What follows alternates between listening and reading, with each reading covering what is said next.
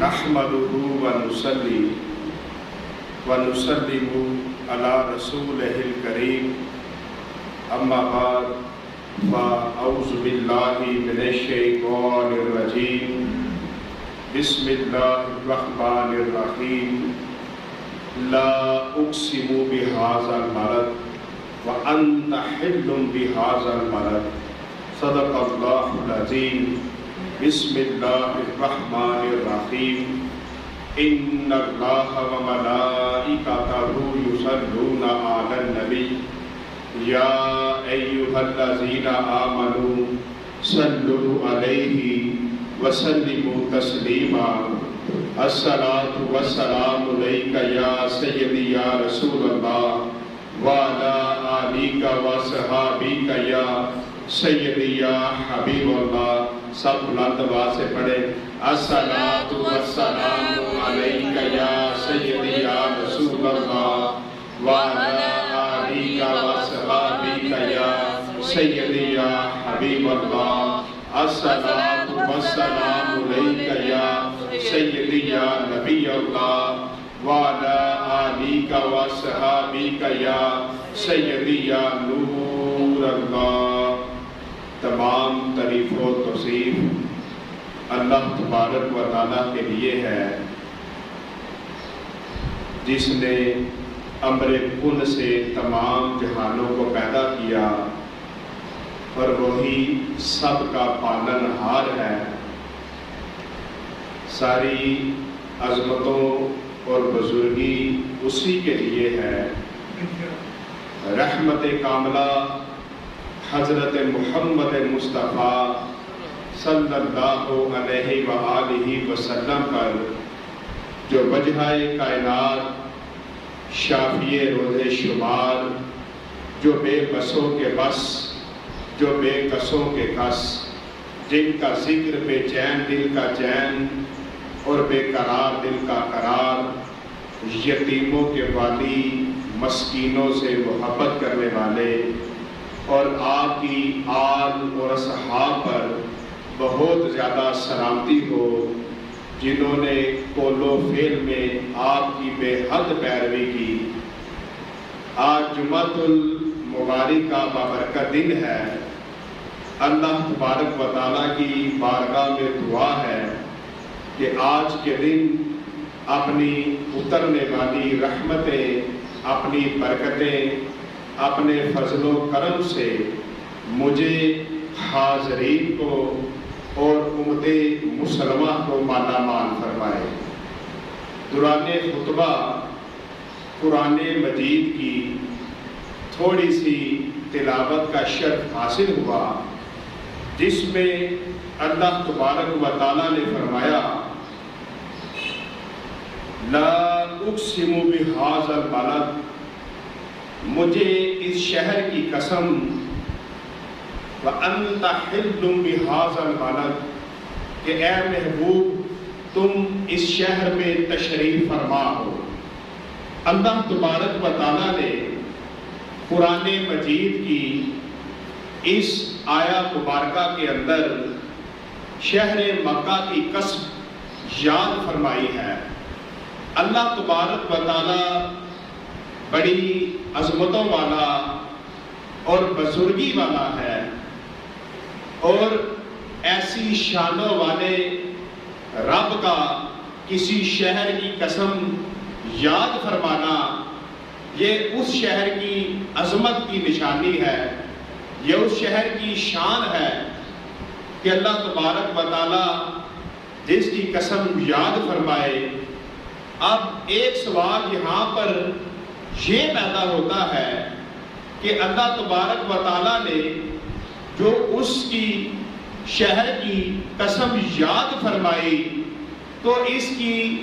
وجہ اور بنیاد کیا ہے؟ کیا اس شہر کی وجہ قسم اٹھانے کی کیا شہر میں خانہ کعبہ ہے اس لیے اس کی قسم یاد فرمائی کہ یہاں مکہ شہر میں حجر اسود اور مقام ابراہیم جنتی پتھر ہیں اس لیے اس کی قسم یاد فرمائی؟ یا مکہ شہر میں آب زمزم کا کنواں ہے، صفا مروہ کی پہاڑیاں یا عرفات و مزدلفہ کے مقدس میدان، غار ہیرا، غار سور ہے،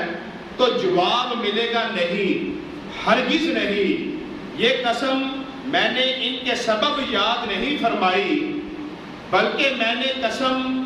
اس لیے یاد فرمائی ہے وَأَنْتَ حِلٌّ بِهَذَا الْبَلَدِ کہ اس شہر میں اے محبوب تم تشریف فرما ہو، کہ اے محبوب علیہ السلام میں نے اس شہر مکہ کی قسم اس لیے یاد فرمائی ہے کہ مکہ پاک کی زمین، یہ سرزمین ایسی مقدس اور بابرکت سرزمین ہے کہ اے محبوب اس زمین نے آپ کے قدمین شریف کا بوسہ لیا ہے، کہ اس زمین نے آپ کے قدموں کو چوم لیا ہے، اس کا بوسہ لیا ہے۔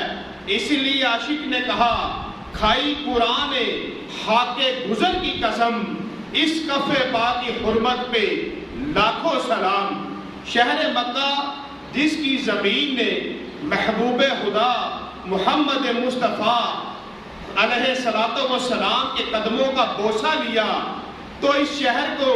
تمام شہروں کا سردار سید البلاد کا لقب حاصل ہوا۔ اللہ تعالیٰ کو وہ زمین اتنی پسند آئی کہ اس کو زیارت گاہ عالم بنا دیا، اور اس زمین کو اپنے مقدس گھر خانہ کعبہ کے لیے منتخب فرمایا۔ ارشاد ہے ان اول بیت بودیا للناس للذی ببکۃ مبارک وہدی للعالمین، بے شک سب میں پہلا گھر جو لوگوں کی عبادت کو مقرر ہوا وہ ہے جو مکہ میں ہے، برکت والا اور سارے جہاں کا رہنما۔ یعنی کہ اللہ تبارک و تعالیٰ کو وہ شہر اتنا پسند آیا، اتنا پسند آیا کہ جس شہر کی زمین نے محبوب کے نالین کا بوسہ لیا، محبوب کے قدمین کا بوسہ لیا، کہ اللہ تبارک و تعالیٰ نے اس شہر کو تمام شہروں کا سردار بنا دیا، تمام شہروں سے افضل بنا دیا، اور اللہ تبارک و تعالیٰ نے لوگوں کے لیے سب سے پہلے عبادت کے لیے جس شہر کو مقرر کیا، جہاں اپنا گھر بنایا، وہ مکہ مکرمہ میں ہے۔ حضرت عبداللہ بن عدی رضی اللہ تعالیٰ عنہ آپ فرماتے ہیں کہ نبی علیہ السلام آپ جب مکہ پاک سے جانے لگے تو مکہ پاک کے باہر کھڑے ہو کر ایک مقام پر مکہ شہر کی طرف دیکھا، اور آپ علیہ السلام فرمانے لگے کہ اے مکہ، خدا کی قسم اللہ تعالیٰ کی ساری زمین میں تو سب سے افضل ہے اور اللہ تعالیٰ کو پیاری ہے، اگر میں تجھ سے نہ نکالا جاتا تو میں کبھی نہ نکلتا، میں یہاں سے کبھی نہ جاتا اگر مجھے یہاں سے نہ نکالا جاتا۔ حضرت عبداللہ بن عباس رضی اللہ تعالیٰ عنہ سے روایت ہے کہ ہمارے حضور رحمت و برکت والے نبی صلی اللہ علیہ وسلم نے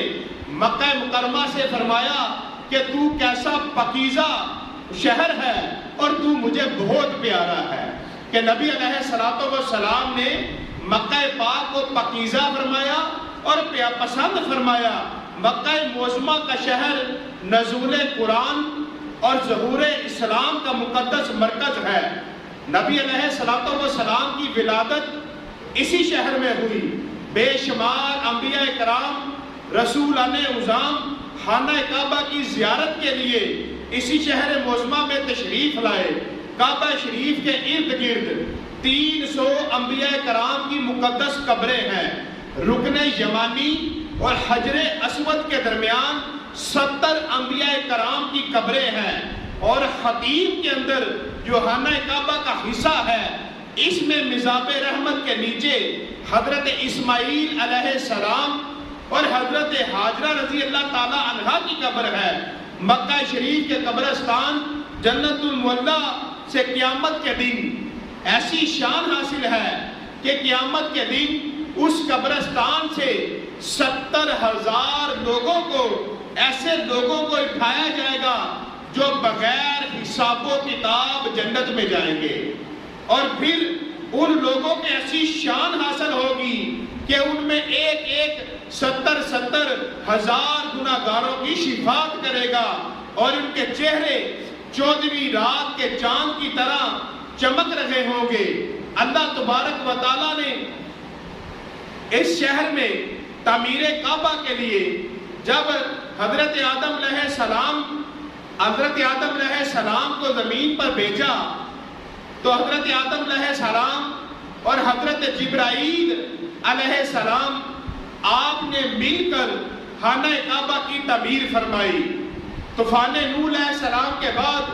کعبہ شریف کی جگہ ایک سرخ ٹیلہ رہ گیا، اور کتابوں میں آتا ہے جب طوفان نوح آیا اور نوح علیہ السلام کی کشتی جب یہاں پر پہنچی تو اس میں 80 مرد و زن سوار تھے، اور اس کشتی نے دن رات کعبہ شریف کا طواف کیا، اور خانہ کعبہ حضرت ابراہیم علیہ السلام نے طوفان نوح علیہ السلام کے 400 سال بعد اللہ تعالیٰ کے حکم سے تعمیر کعبہ کیا، یعنی دوبارہ اس کو تعمیر کیا۔ حضرت ابراہیم علیہ السلام اور آپ کے پیارے بیٹے حضرت اسماعیل علیہ السلام نے کعبہ شریف کی تعمیر کے سلسلے میں کھدائی شروع کی تو اللہ کے گھر کی بنیاد ظاہر ہو گئی۔ تعمیر کعبہ میں استعمال ہونے والے پتھر فرشتے 5 پہاڑوں سے لاتے رہے، جبل طور سینا، طور زیتون، کوہ لبنان اور کوہ جودی اور ہیرا پہاڑی سے لائے۔ حضرت اسماعیل علیہ السلام پتھر دیتے اور حضرت ابراہیم علیہ السلام کعبہ تعمیر کرتے تھے۔ تاریخ مکہ مکرمہ میں ہے کہ تعمیر کے بعد مختلف زمانوں میں کعبہ معظمہ کی تعمیر ہوتی رہی، مختلف قبیلے اس کی تعمیر کرتے رہے۔ حضرت ابراہیم علیہ السلام اور حضرت اسماعیل علیہ السلام نے تعمیر کعبہ کے وقت دعا مانگی، اللہ تعالیٰ نے اس کا ذکر قرآن مجید میں فرمایا وَإِذْ يَرْفَعُ إِبْرَاهِيمُ الْقَوَاعِدَ مِنَ الْبَيْتِ وَإِسْمَاعِيلُ، اور جب اٹھاتا تھا ابراہیم علیہ السلام اس گھر کی بنیادیں نیز جسے کہتے ہیں ربنا تقبل منا انک انت السمیع العلیم، یہ کہتے ہوئے اے رب ہمارے ہم سے قبول فرما، بے شک تو ہی سنتا جانتا، کہ تو ہی ہے سنتا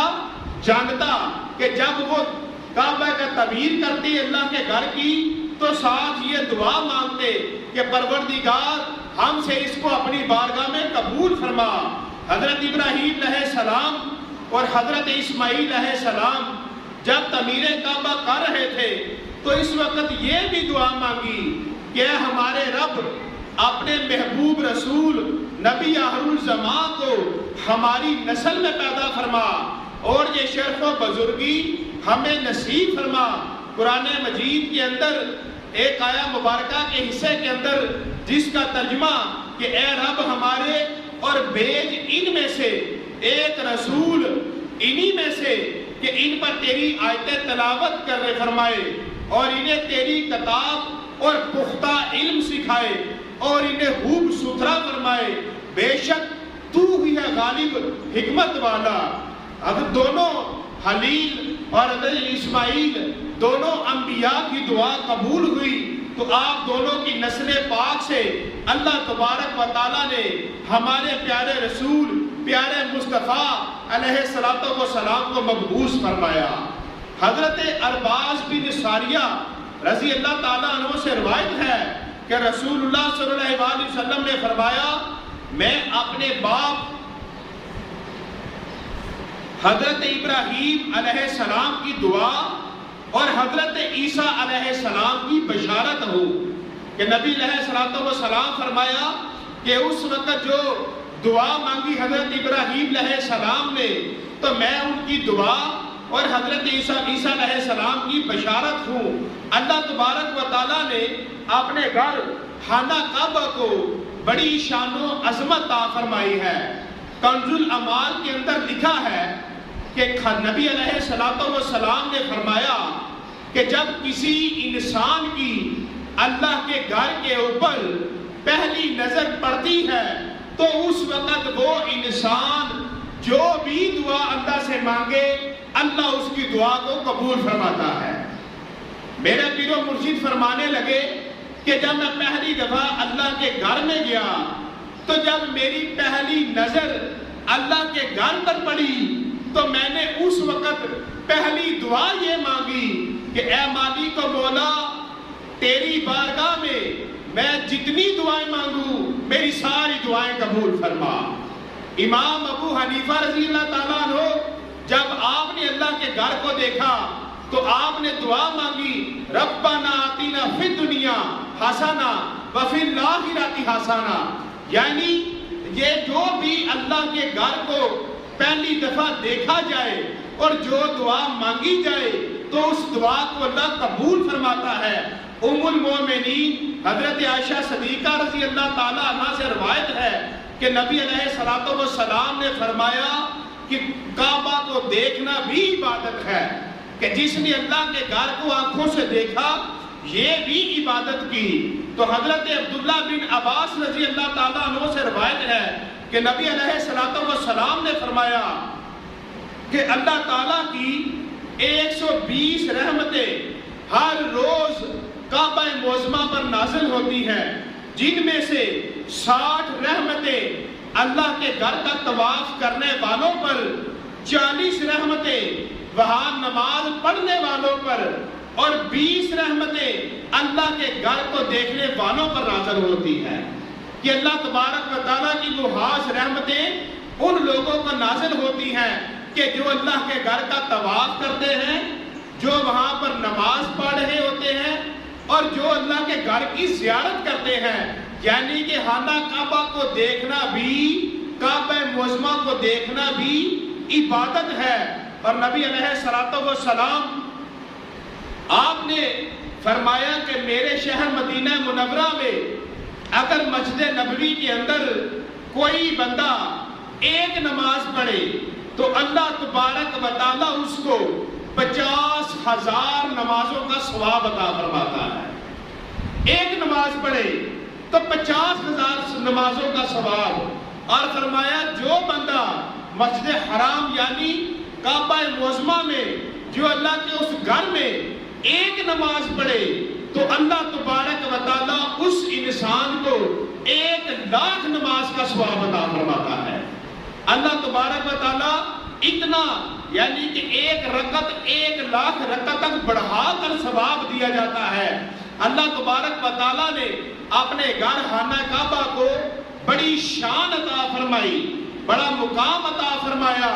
تو نبی علیہ الصلوۃ والسلام حضرت جابر رضی اللہ تعالیٰ عنہ آپ سے روایت ہے کہ کعبہ کہ اللہ کے گھر کا کعبہ معظمہ کا جو کعبہ ہے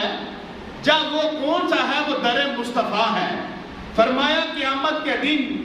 نبی علیہ الصلوۃ والسلام فرمایا قیامت کے دن کعبہ کو سجا کر میری قبر انور کے پاس لایا جائے گا اور پھر کعبہ عرض کرے گا یا نبی علیہ الصلوۃ والسلام، یا نبی آپ پر سلام ہو، تو میں اس کے جواب میں کہوں گا سلام ہو تجھ پر اے اللہ کے گھر، وعلیکم السلام یا بیت اللہ، کہ اے اللہ کے گھر تجھ پر سلام ہو۔ پھر ہمارے آقا کریم علیہ الصلوۃ والسلام کعبہ سے فرمائیں گے کہ اے کعبہ میرے بعد میری امت تیرے ساتھ کیسے پیش آئی؟ تو پھر وہ نبی علیہ الصلوۃ والسلام کی بارگاہ میں کہے گا کہ آپ کی امت میں سے یا رسول اللہ صلی اللہ علیہ وسلم، آپ کی امت میں سے جو میرے پاس آیا، جس نے میری زیارت کی، آج بروز حشر میں اس کی شفاعت کروں گا، اور جو میرے گھر نہ آ سکا یا رسول اللہ صلی اللہ علیہ وسلم آپ اس کی کفایت و شفاعت فرما دے۔ تو نبی علیہ الصلوۃ والسلام آپ نے اس کی شان بیان کی اور کعبہ معظمہ کے ساتھ وہاں پر ایک جنوب مشرقی کونے میں ایک پتھر حجر اسود جو جنتی پتھر ہے وہ نصب ہے، وہ اس کی جنوب مشرقی کونے میں نصب ہے، اور لوگوں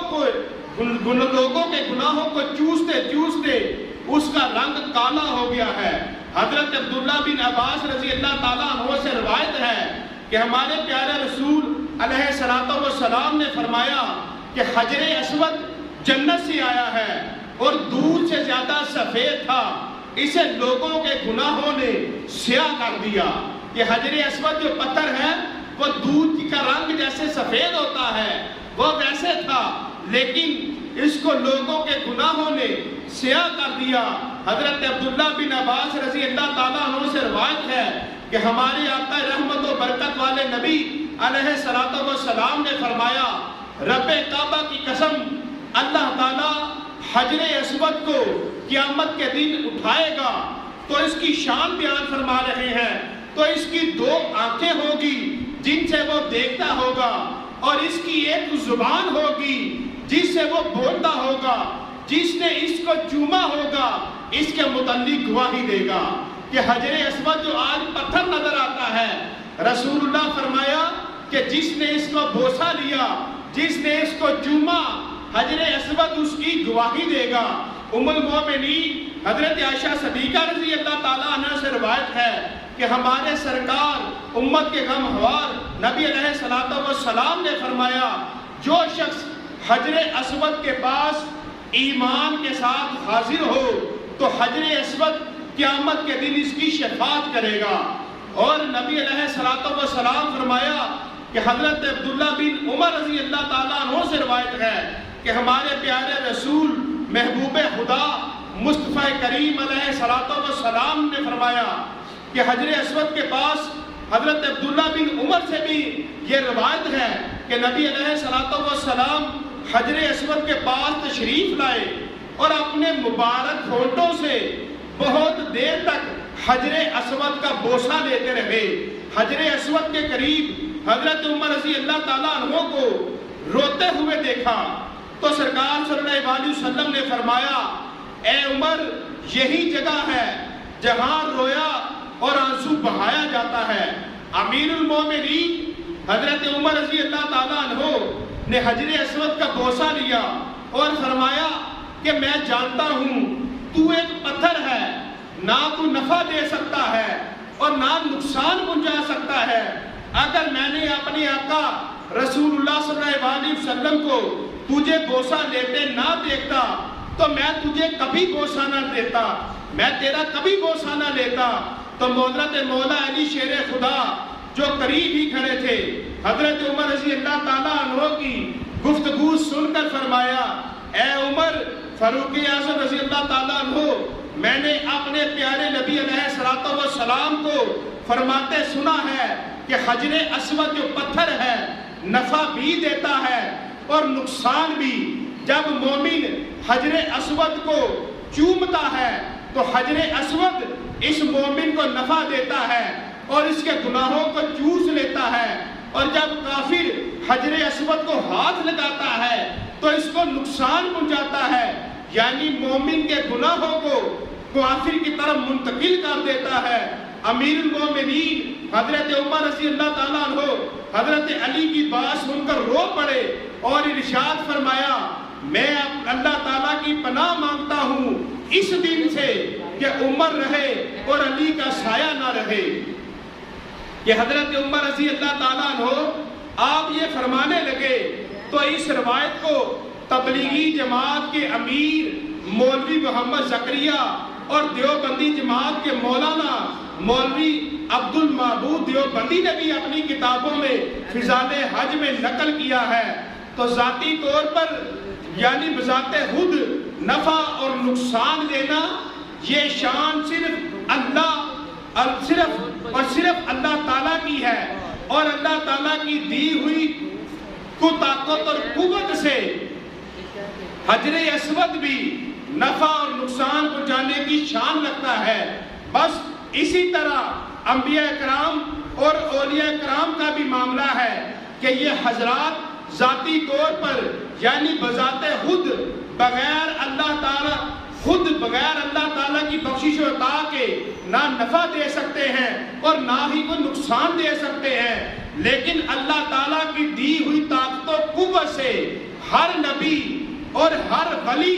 نفع بھی دے سکتے ہیں اور نقصان بھی پہنچا سکتے ہیں۔ جیسے ہند کے راجہ ہمارے پیارے خواجہ غریب نواز اپنے غلاموں کی مدد فرماتے ہیں، اور حضور غوث اعظم بھی اپنے مریدوں کو اور ہمارے آقا سرکار حضرت امام حسین اپنے عاشقوں کی اور ہمارے مالک و مختار نبی علیہ السلام اپنے ہر امتی کی مدد فرماتے ہیں اور نفع بھی دیتے ہیں اور نقصان سے بھی بچاتے ہیں۔ بد نصیب ہیں وہ لوگ جو حجر اسود کی طاقت و قوت کو تو مانتے ہیں مگر انبیاء کرام اور اولیاء عظام کی طاقت اور قوت کا انکار کرتے ہیں۔ اعلیٰ حضرت فرماتے ہیں میں تو مالک ہی کہوں گا کہ ہو مالک حبیب، یعنی محبوب و محب میں نہیں، میرا تیرا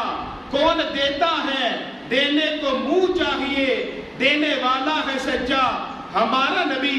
اسی طرح کی بات حضرت علامہ امام احمد قسطلانی نے رشاد الساری، حضرت علامہ بدر الدین عینی نے فتح الباری میں، اور مولا علی قاری نے بھی اپنی کتابوں میں تحریر فرمایا ہے۔ اور بذات خود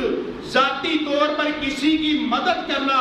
یہ شان اللہ تعالیٰ کی ہے، اور اللہ تعالیٰ کی عطا و بخشش سے نفع نقصان پہنچانا اور لوگوں کی مدد کرنا یہ شان ہر نبی اور ہر ولی کو حاصل ہے، مگر ماننے کا صرف مومن اور منافق انکار کرے گا۔ اور ہمارے آقا علیہ الصلوۃ والسلام آپ فرماتے ہیں کہ اعلان نبوت سے پہلے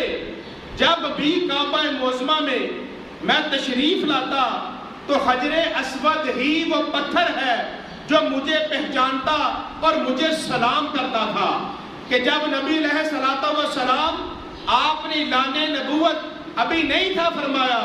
ہمارا تو یہ عقیدہ ہے کہ نبی علیہ الصلوۃ والسلام آپ اول اور آپ آخر ہیں اور آپ شروع سے ہی نبی ہیں، لیکن آپ نے اعلان نبوت 40 سال کی عمر میں فرمایا۔ تو آپ فرماتے ہیں کہ نبی علیہ الصلوۃ والسلام کہ حجر اسود ہی وہ پتھر ہے کہ جب میں نے اعلان نبوت نہ فرمایا تو میں جب یہاں پر تشریف آپ لاتے تو فرماتے کہ حجر اسود مجھ پر درود اور سلام پڑھتا تھا، مجھے سلام کرتا تھا۔ تو اے ایمان والو، ہمارے نبی علیہ الصلوۃ والسلام کی کیسی عظمت اور شان ہے، کیسی برکتوں والے نبی ہیں کہ حجر اسود جس نے ہمارے نبی کا ادب کیا، ہمارے نبی پر سلام پڑھتا تھا، ہمارے نبی پر سلام پڑھا تو اللہ تعالیٰ کا انعام و اکرام حجر اسود جنتی پتھر کو یہ ملا کہ جب تو میرے محبوب کو سلام کرتا تھا تو اب میرے محبوب کے امتی کعبہ کا طواف کرنے والے ہر چکر میں تجھے قیامت تک سلام کرتے رہیں گے کہ تو نے میرے محبوب کو سلام کیا، تو نے میرے محبوب کا ادب کیا، اب میرے محبوب کے امتی قیامت تک تجھے سلام کرتے رہیں گے۔ ایک پتھر کو نبی علیہ الصلوۃ والسلام کے ساتھ محبت کرنے کا اتنا بڑا صلہ دیا گیا، اور ہم تو مومن مسلمان آقا کریم کا کلمہ پڑھنے والے امتی ہیں۔ اگر ہم محبت اور عقیدت کے ساتھ نبی علیہ الصلوۃ والسلام پر درود و سلام پڑھتے رہیں گے تو اللہ تعالیٰ اس کا عظیم صلہ و بدلہ ہم کو دونوں جہانوں جہاں میں برکت و رحمت اور بخشش و نجات اور جنت کی شکل میں نصیب فرمائے گا۔ ہم غریبوں کے آقا پہ بے حد درود، ہم فقیروں کی سربت پہ لاکھوں سلام، مصطفیٰ جان رحمت پہ لاکھوں سلام، شمع بزم ہدایت پہ لاکھوں سلام۔ تو یہاں سے پتہ چلا کہ جو ادب والا ہے، جو ادب کرتا ہے، اس کو اللہ بڑا مقام دیتا ہے کہ جو بندہ اپنے والدین کا ادب کرے، جو بندہ اپنے استادوں کا ادب کرے، جو بندہ اپنے بزرگوں کا ادب کرے، اگر اپنی ماں کے کوئی قدم چومے، اپنے باپ کا کوئی ماتھا چومے، اپنے استادوں کے ہاتھ چومے، اپنے پیر و مرشد کے ہاتھ چومے، تو جو جتنا ادب کرتا ہے پتہ چلا کہ اللہ تبارک و تعالیٰ اس کو اتنا ہی مقام عطا فرماتے ہیں۔ اور نبی علیہ الصلوۃ والسلام کے صحابہ اس طرح نبی علیہ الصلوۃ والسلام کا ادب کیا کرتے تھے کہ ایک دفعہ نبی علیہ الصلوۃ والسلام کے صحابہ سرکار کے ساتھ جب مکہ معظمہ میں تشریف لائے، مکہ مکرمہ میں آئے تو وہ فرماتے ہیں ہم جلدی جلدی اترے اور ہم نے اتر کر نبی علیہ السلام کے قدمین مبارک کو نیچے سے بھی بوسہ لیا، سرکار کے قدمین کا نیچے سے بوسہ لیا، سرکار کے پاؤں چومے، سرکار کے ہاتھ چومے۔ تو ہاتھ اور پاؤں چومنا نہ بدعت اور شرک ہے، کیونکہ سرکار کی بارگاہ میں ایک صحابی آئے اور انہوں نے کہا یہ درخت اپنے پاس بلائیں تو میں آپ کو نبی مانوں، تو سرکار نے فرمایا تو ہی اسے پیغام دے کہ تجھے سرکار بلا رہے ہیں۔ جب اس نے پیغام دیا تو درخت چل کر آ گیا، تو نبی علیہ السلام آپ کے پاس وہ کھڑا تھا، وہ عربی یہ دیکھ کر کلمہ پڑھ لیا اور کہنے لگا کہ میرا جی کرتا ہے کہ میں آپ کو سجدہ کروں۔ تو نبی علیہ السلام فرمایا میرے اس شریعت کے اندر سجدے کی اجازت نہیں سوائے اللہ کے، سجدہ صرف اللہ کو ہے۔ اگر اجازت ہوتی تو بیوی کو ہوتی کہ تو اپنے خاوند کو کر، تو پتہ چلنا سجدہ کرنا اور ہاتھ پاؤں چومنے میں بڑا فرق ہے۔ اس لیے سجدہ کرنا شرک ہے، لیکن ہاتھ پاؤں چومنا شرک و بدعت نہیں ہے۔ اس لیے اپنے بزرگوں کے ہاتھ اور پاؤں چومے اور اللہ تبارک و تعالیٰ کی رحمتیں زیادہ حاصل کرے۔ وَمَا عَلَيْنَا إِلَّا الْبَلَاغُ الْمُبِينُ۔